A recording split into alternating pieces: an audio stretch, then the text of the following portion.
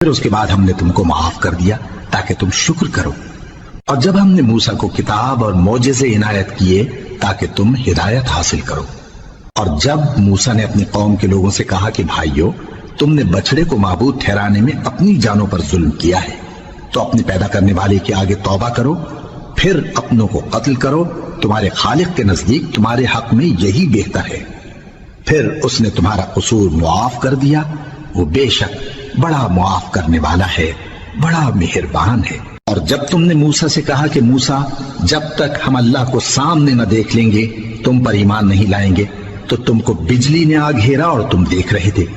پھر موت آ جانے کے بعد ہم نے تم کو اثر نو زندہ کر دیا تاکہ احسان مانو،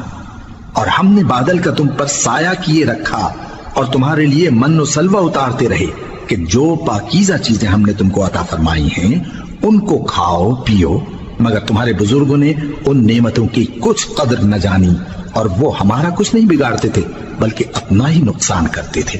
اور جب ہم نے ان سے کہا کہ اس گاؤں میں داخل ہو جاؤ اور اس میں جہاں سے چاہو خوب کھاؤ پیو، اور دیکھنا دروازے میں داخل ہونا سجدہ کرتے ہوئے اور حطوتن کہنا، ہم تمہارے گناہ معاف کر دیں گے اور نیکی کرنے والوں کو اور زیادہ دیں گے۔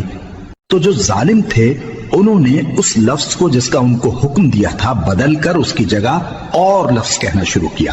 پس ہم نے ان ظالموں پر آسمان سے عذاب نازل کیا کیونکہ نافرمانیاں کیے جاتے تھے۔ اور جب موسیٰ نے اپنی قوم کے لیے ہم سے پانی مانگا تو ہم نے کہا کہ اپنی لاٹھی پتھر پر مارو، انہوں نے لاٹھی ماری تو اس میں سے 12 چشمے پھوٹ نکلے، اور تمام لوگوں نے اپنا اپنا گھاٹ معلوم کر کے پانی پی لیا۔ ہم نے حکم دیا کہ اللہ کی عطا فرمائی ہوئی روزی کھاؤ اور پیو، اور زمین میں فساد نہ کرتے پھرنا۔ اور جب تم نے کہا کہ موسیٰ، ہم سے ایک ہی کھانے پر صبر نہیں ہو سکتا، تو اپنے پروردگار سے دعا کیجئے کہ ترکاری اور ککڑی اور گیہوں اور مسور اور پیاز وغیرہ جو نباتات زمین سے اگتی ہیں ہمارے لیے پیدا کر دے۔ انہوں نے کہا کہ عمدہ چیزیں چھوڑ کر ان کے بدلے ناقص چیزیں کیوں چاہتے ہو؟ اگر یہی چیزیں مطلوب ہیں تو کسی شہر میں جا اترو، وہاں جو مانگتے ہو مل جائے گا۔ اور آخر کار ذلت و رسوائی اور محتاجی و بے نوائی ان سے چمٹا دی گئی، اور وہ اللہ کے غضب میں گرفتار ہو گئے۔ یہ اس لیے کہ وہ اللہ کی آیتوں سے انکار کرتے تھے اور اس کے نبیوں کو ناحق قتل کر دیتے تھے، یعنی اس لیے کہ نافرمانی کیے جاتے اور حد سے بڑھے جاتے تھے۔ جو لوگ مسلمان ہیں یا یہودی یا عیسائی یا ستارہ پرست، یعنی کوئی شخص کسی قوم و مذہب کا ہو،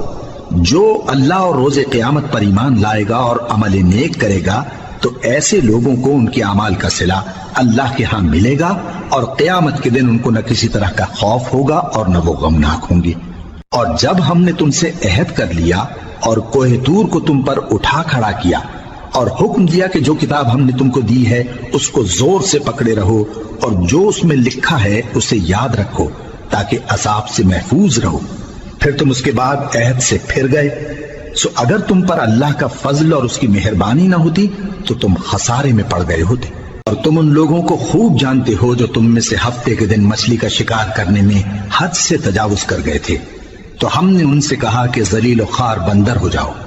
اور اس قصے کو اس وقت کے لوگوں کے لیے اور جو ان کے بعد آنے والے تھے عبرت اور پرہیزگاروں کے لیے نصیحت بنا دیا۔ اور جب موسیٰ نے اپنی قوم کے لوگوں سے کہا کہ اللہ تم کو حکم دیتا ہے کہ ایک بیل ذبح کرو، وہ بولے کیا تم ہم سے ہنسی کرتے ہو؟ موسیٰ نے کہا کہ میں اللہ کی پناہ مانگتا ہوں کہ نادان بنوں۔ انہوں نے کہا کہ اپنے پروردگار سے التجا کیجئے کہ وہ ہمیں یہ بتائے کہ وہ بیل کس طرح کا ہو۔ موسیٰ نے کہا پروردگار فرماتا ہے کہ وہ بیل نہ تو بوڑھا ہو اور نہ بچڑا بلکہ ان کے درمیان یعنی جوان ہو، سو جیسا تم کو حکم دیا گیا ہے ویسا کرو۔ انہوں نے کہا اپنے پروردگار سے درخواست کیجئے کہ ہم کو یہ بھی بتا دے کہ اس کا رنگ کیسا ہو۔ موسیٰ نے کہا پروردگار فرماتا ہے کہ اس کا رنگ گہرا زرد ہو کہ دیکھنے والوں کے دل کو خوش کر دیتا ہو۔ انہوں نے کہا اب کے پروردگار سے پھر درخواست کیجئے کہ ہم کو بتا دے کہ وہ اور کس کس طرح کا ہو، کیونکہ بہت سے بیل ہمیں ایک دوسرے کے مشابہ معلوم ہوتے ہیں، اور اللہ نے چاہا تو ہمیں ٹھیک بات معلوم ہو جائے گی۔ موسیٰ نے کہا کہ اللہ فرماتا ہے کہ وہ بیل کام میں لگا ہوا نہ ہو، نہ تو زمین جوتتا ہو اور نہ کھیتی کو پانی دیتا ہو، بے عیب ہو، اس میں کسی طرح کا داغ نہ ہو۔